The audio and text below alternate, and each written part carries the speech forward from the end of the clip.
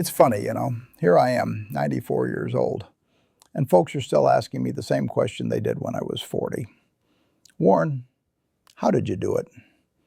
How did you get so wealthy? And the funny thing is, my answer hasn't changed a bit over all these years. Most people tend to think building wealth is some complex puzzle, imagining you need a secret formula or insider knowledge only those Wall Street types possess.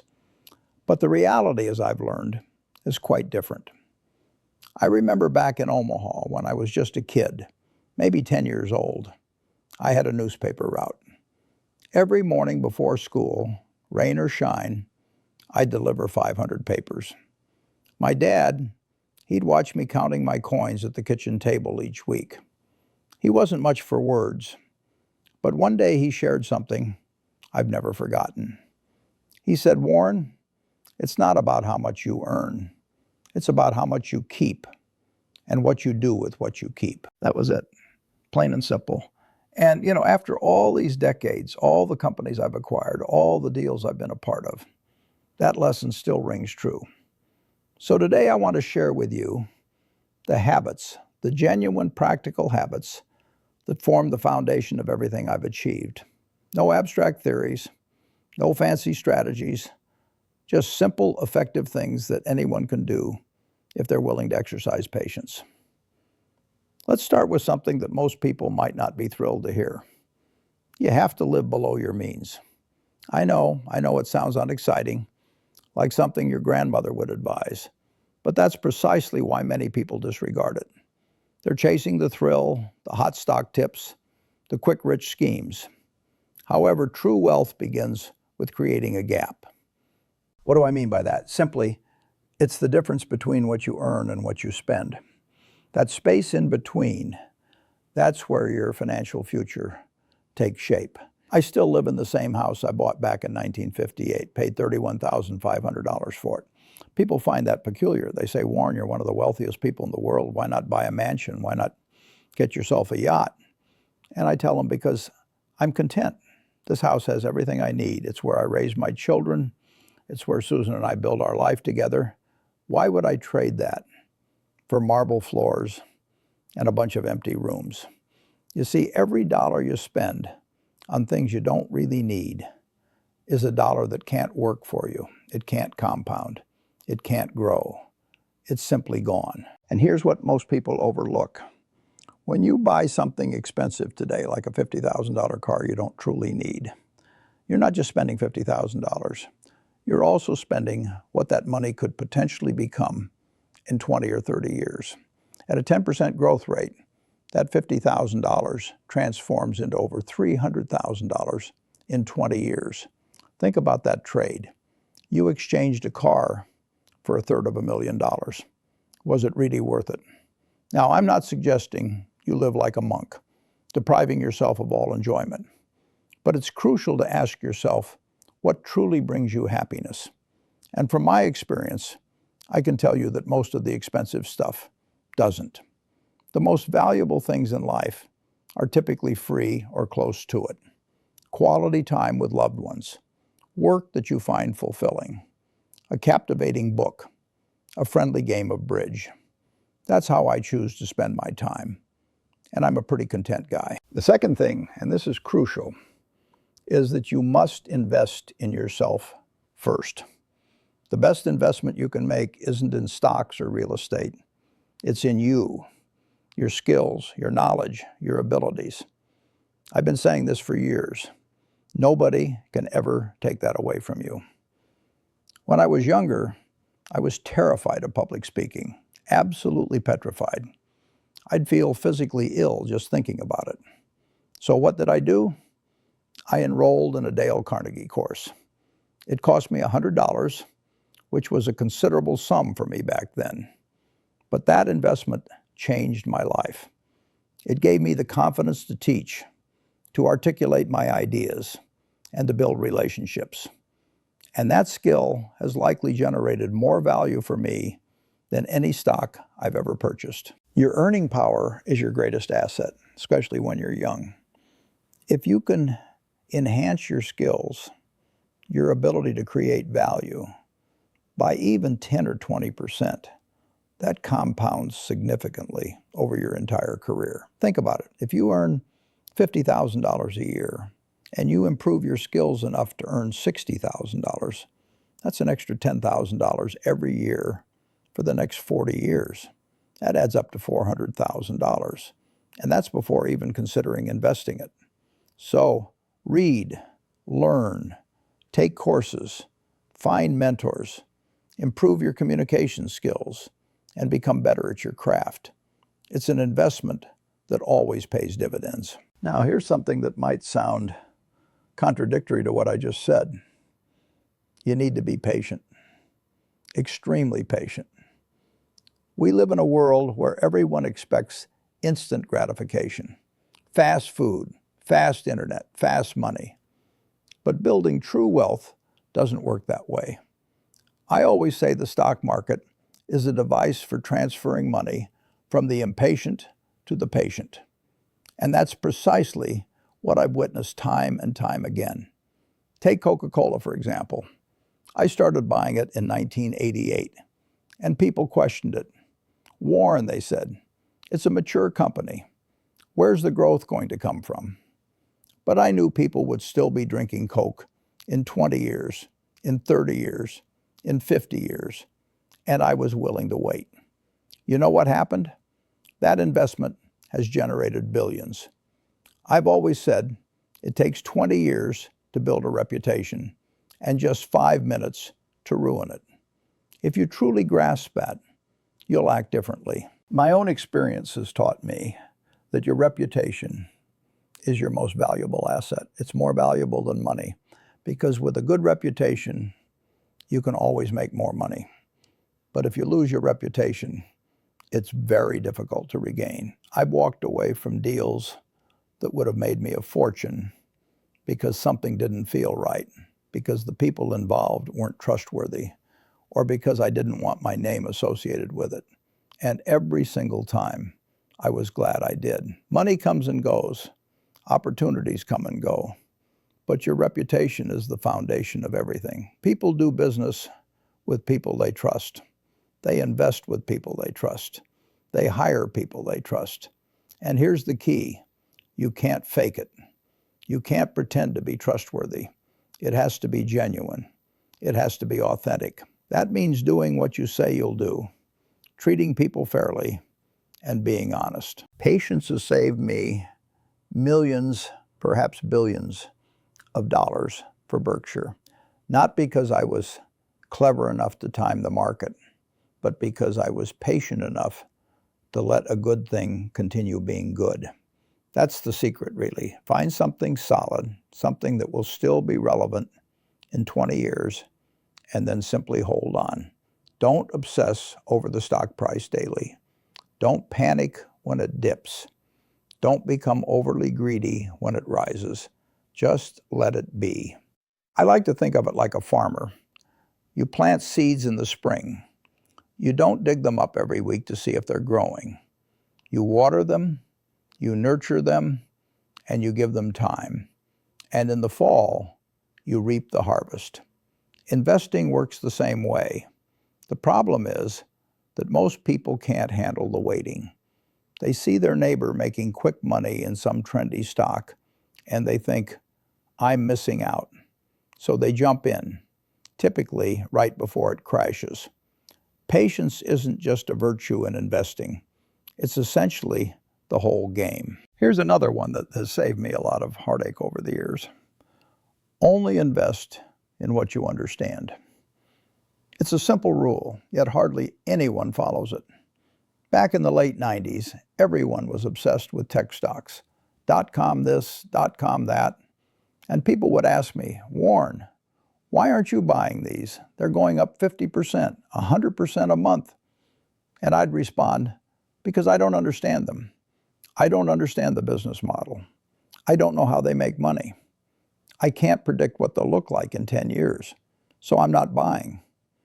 People thought I was old-fashioned, out of touch, past my prime. Then the whole thing collapsed.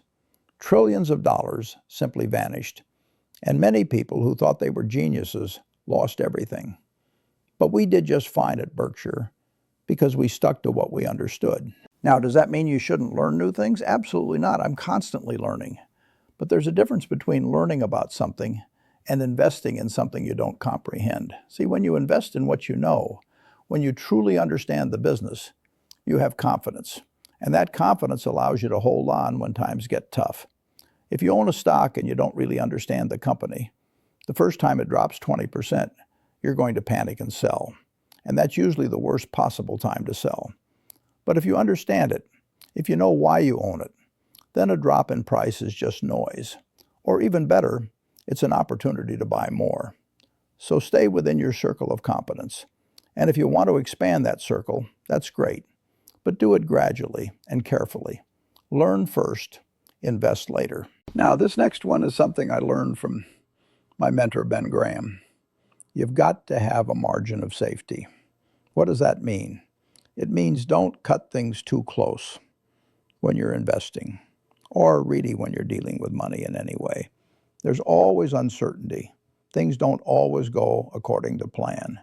So you need a cushion, a buffer, room for error. Let me give you an example. If I'm evaluating a company and I believe it's worth $100, I don't pay $100 for it. I don't even pay $90. I wait until I can buy it for $60 or $70. Why? Because I might be wrong. Maybe it's only worth $80. Maybe the business faces unforeseen challenges. Maybe the economy takes a downturn. With a margin of safety, I'm still foot. I can still make a profit. But if I paid full price, or if I overpaid, as many people do, then when things go wrong, I'm in trouble. This applies to your personal finances too. Don't borrow to your absolute limit. Don't spend every penny you earn. Don't assume everything will go perfectly. Have an emergency fund. Have insurance. Allow yourself some breathing room, because life is unpredictable, and the people who get into serious trouble are typically the ones who are operating without any margin for error. One stroke of bad luck, and they're done. I've seen it happen countless times. Smart people, talented people, but they were too leveraged, too optimistic, too confident that nothing would go wrong, and then something did go wrong. So give yourself some leeway, build in safety, and assume you'll make mistakes, because you will. We all do. The question is, will your mistakes ruin you, or will they simply be learning experiences? That depends on your margin of safety. I've never understood people who lie or cheat to get ahead. It might work in the short term, but eventually people always find out. And when they do, you're finished. Nobody wants to work with someone they can't trust. So I say, be the kind of person people can rely on. Be honest, be fair, do the right thing. Your reputation will take care of itself. Something I wish more people understood is this: avoid debt like the plague. I truly mean it. Debt is dangerous, especially the kind of debt most people take on. Debt is like oxygen. In the right amount, it's fine, even helpful, but too much and you suffocate. I've witnessed so many smart, talented people get destroyed by debt. Credit cards, car loans, student loans, mortgages they couldn't truly afford. The debt starts small, manageable, but then life happens. You lose a job, have a medical emergency, the economy takes a downturn, and suddenly that debt is crushing you. Every dollar you earn goes toward paying interest. You can't invest, can't save. You're just stuck running in place, or worse, running backward. Now, I'm not saying all debt is inherently bad. If you borrow money to buy a house you can afford, and you have a stable income, that can make sense. But borrowing to buy things you don't need, borrowing to maintain a lifestyle you can't actually afford, that's how people ruin their lives. I've never borrowed significant amounts of money for personal use, never. Even when I was young and didn't have much, I lived within my means. I saved first, then I spent what was left. Most people do it backward. They spend first, then they try to save what's left, which is usually nothing, and then they borrow to make up the difference. That's a trap, a very difficult one to escape. So, if you're in debt, make it your top priority to get out. Pay it off. Cut up the credit cards. Live on less than you earn. It won't be easy, but it'll be worth it. Because once you're debt-free, once you don't owe anyone anything, you'll experience a freedom you've never felt before. You'll be able to invest, to save, to build genuine wealth. But as long as you're in debt, you're essentially just working for the bank. Here's something that might surprise you. Keep learning. Never stop. Some people believe that once they finish school, they're done learning. They think they know what they need to know, and now it's simply about execution. But that's not how it works. The world evolves, technology advances, and industries transform. If you stop learning, you fall behind. I still read for 5 or 6 hours every day without fail. At 94 years old, people ask me, why do you still read so much? What are you preparing for? And I tell them I'm not preparing for anything specific. I'm simply interested, curious. I want to understand how things work. But the truth is, that curiosity, that constant learning, is what has kept me relevant all these years. I understand businesses better because I read about them. I understand the economy better because I study it. I make better decisions because I've learned from my own mistakes and from the mistakes of others.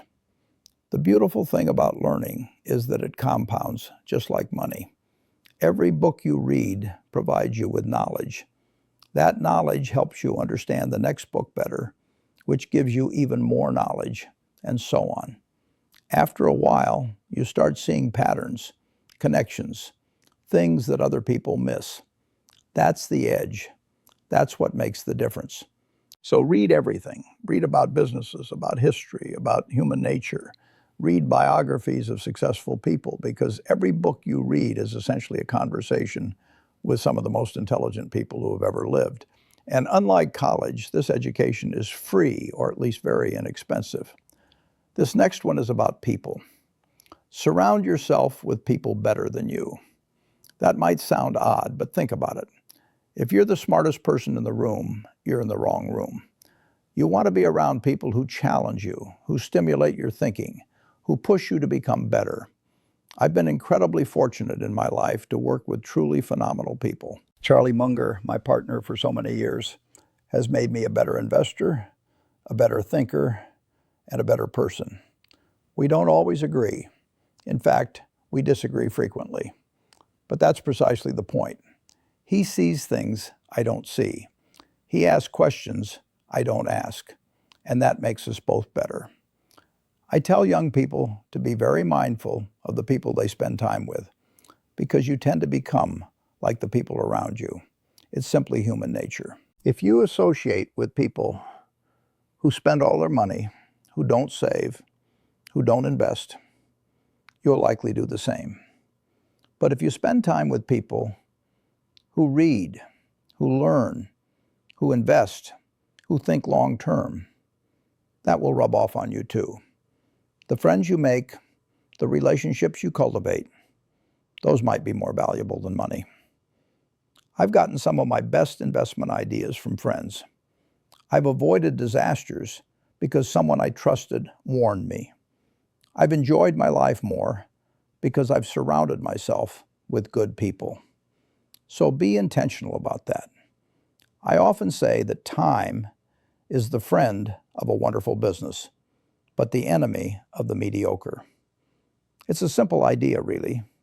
A great company, one with a strong competitive edge, capable management, and a product people adore, only gets better as time passes. It becomes more valuable, more profitable. But a mediocre company, it struggles. Competition catches up. Its business model becomes obsolete. Time simply exposes the weakness. That's why when I invest, I'm thinking 10, 20 years out, sometimes even further. Where will this company be in 20 years? Will people still need this product? Will this business still exist? If the answer is yes, and I can buy it at a fair price, that's where I put my money. And then I largely forget about it. I don't obsess over the stock price daily. I don't worry about quarterly earnings. I just let time work its magic. If you start with $10,000 and you earn 10% a year, in 10 years you'll have roughly $26,000. Not bad, right? But if you wait 20 years, you'll have $67,000. After 30 years, it grows to $174,000. And in 40 years, you'll have $452,000. The same initial $10,000, the same 10% return, but time makes all the difference. That's why young people have such a tremendous advantage. They have time. If you're 25 years old and you start investing now, even with small amounts, you could be wealthy by the time you retire. Not by doing anything complex, just by being patient. But if you wait until you're 50, you're facing an uphill battle. You've lost 25 years of compounding that you can never recover. So start now. Start small if you must, but start and think long term. Always long term, because the future belongs to the patient. I've talked a lot today, sharing 10 habits, simple things really, nothing fancy or complicated. Live below your means. Invest in yourself. Be patient. Stick to what you understand. Always maintain a margin of safety. Guard your reputation. Avoid debt. Keep learning. Surround yourself with good people. And think long term. That's it. That's how you build wealth. Not by being the smartest person, not by working on Wall Street, and not by getting lucky, but simply by consistently doing the right things over a very long period. People occasionally ask me what I'd do differently if I could start over, what mistakes I'd avoid and what opportunities I'd seize. And I tell them honestly, not much, because the core principles don't change and the fundamental habits don't change. What worked 70 years ago still works today. The world is undoubtedly different now. We have computers, the internet, and all sorts of technology I never imagined when I was young. But people haven't changed, and human nature hasn't changed. We still get greedy when we should be fearful, and we still get fearful when we should be greedy. We still crave instant gratification, and we still struggle with being patient. That's why these habits are so important. They run counter to our natural instincts, and they require discipline. They necessitate thinking differently from the crowd. But if you can do that, if you can master these simple things, you'll outperform 95% of investors, even most of the professionals. Not because you're inherently smarter, but because you're more disciplined, more patient, and more focused on what truly matters. I've lived a long life and I've seen a lot. Market crashes, recessions, wars, booms, and busts. And through it all, the people who thrived were the ones who adhered to the basics, who didn't panic, and who remained rational when everyone else was losing their heads. That can be you. It doesn't matter where you're starting from, how much money you have today, or if you've made mistakes in the past. What matters is what you do from this point forward. Start living below your means. Start investing, even if it's just a little. Start learning. Start surrounding yourself with good people. And start thinking long term. Do those things, and I promise you, your life will be transformed 10 years from now, 20 years from now. You'll look back and be amazed at what you've created. Not overnight, not quickly, but steadily. Like a tree growing, like a snowball rolling down a hill, like interest compounding, slowly at first, then faster and faster, until one day you look around and realize you're wealthy, not just in money, but in time, in freedom, and in peace of mind. And that's the real wealth. That's what it's all about. Well, I think that's all I wanted to say today. I hope it helps. I hope you'll take something away from this, even just one thing, one habit. It only takes a single step to begin, just one decision, and then another, and another, until one day I find myself where I aspire to be. I've learned to be patient. Time, as they say, is on my side.